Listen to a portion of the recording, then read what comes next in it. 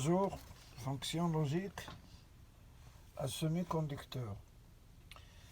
Les fonctions logiques à semi-conducteur utilisent des circuits intéressants et c'est au titre de l'étude de circuits que nous allons donner un aperçu du comportement des divers types de circuits.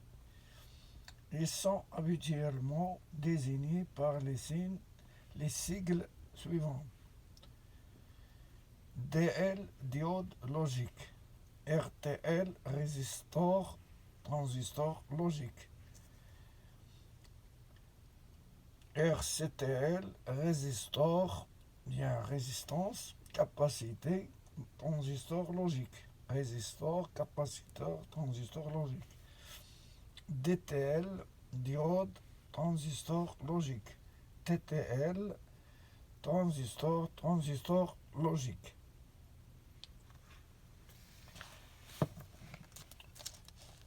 Pour éclairer le, fonctionnement de ces semi-conducteurs, on va étudier la fonction logique à transistor, RTL, résistor, transistor logique.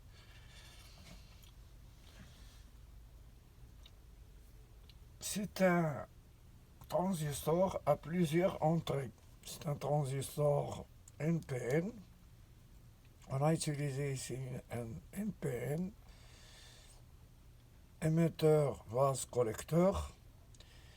À plusieurs entrées, on a utilisé 3 entrées. 1, 2, 3. Ces résistances sont des résistances de base et des interrupteurs. Là, on a utilisé des interrupteurs pour éclairer le schéma.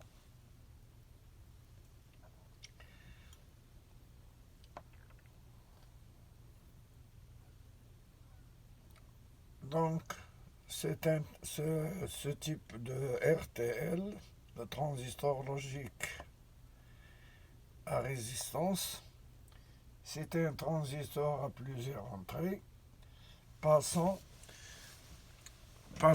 du régime de blocage. Lorsque tous les interrupteurs sont ouverts, là, il n'y a pas de courant de base, le transistor est bloqué. Et là, on est à l'état 1. Donc VS est l'état 1, c'est-à-dire état binaire 1. Donc le VCC, il se trouve là. On peut alimenter des circuits logiques ou électroniques à la suite de ce schéma. Donc, il suffit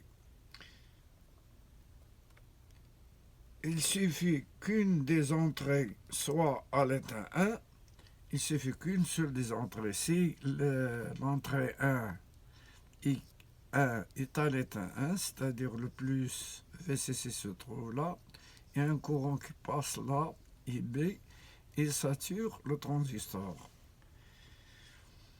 Pour que le transistor se sature et porte son collecteur, le collecteur qui est là, porte son collecteur au niveau bas 0. Il est au niveau bas 0. La résistance de base RB de l'entrée qui est à l'intérieur, la résistance de base RB1 qui est à l'entrée, c'est-à-dire qui est alimentée, amène suffisamment du courant IB ou du courant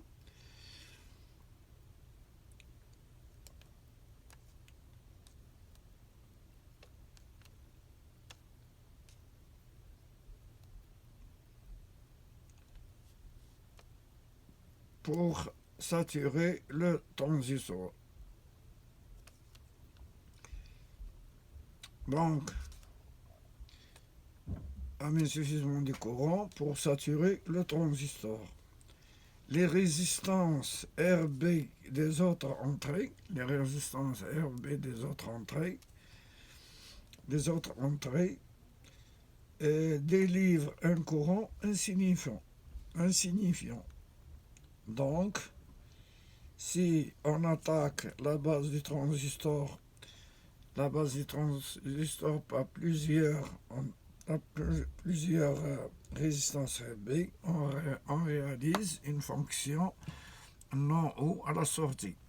Si toutes les interrupteurs sont fermés, là, le transistor est saturé, mais là, on complémente l'entrée du transistor, c'est-à-dire l'entrée bloquée, elle est à 1, et lorsqu'il est saturé, elle est à 0, donc elle est complémentée. C'est une fonction, on a réalisé une fonction NOR ou NOR.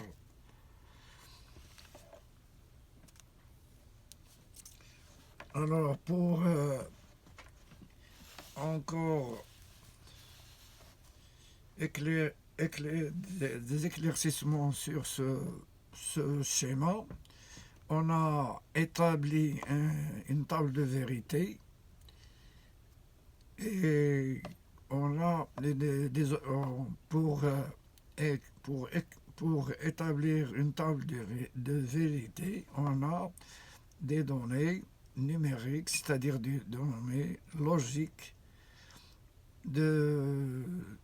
des cases. Comment on va déterminer ces entrées, les entrées avec la sortie. On a 2 puissance 1 égale 2. Si on a des cases, on a là 3 variables, I1, I2 et 3. On va chercher combien on aura de phases. Pour une case, combien on aura de cases. Une seule case, on a 2 puissance 1, on aura 2 cases. Pour 2 variables, par exemple, si on a 2 variables, 2 puissance 2, et on aura 4 cases. Et pour nous, on a 3 variables, on a 2 puissance 3 égale 8 cases. Là, on a 8 cases. 1, 2, 3, 4, 5, 6, 7, 8. Pour encore éclairer la situation, on a l'interrupteur I1, I2 et 3 à 0. Donc, le transistor est bloqué et l'état est à 1.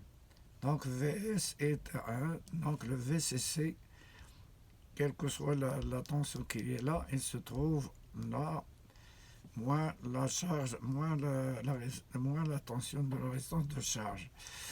Mais il se trouve là à 1. Et n'importe quel interrupteur qui se ferme, on a l'état 0. Là, il est complémenté, non ou. Alors, l'état du 1 est à 0 et est à 1. La sortie est à 0 volts. L'état de I2 est à 1, la sortie est 0 volts. L'état de 3 est à 1, la sortie est 0 volts. Si les trois interrupteurs sont fermés, la sortie est 0. Donc, on a réalisé une fonction non ou au nord. Merci de votre attention et au revoir.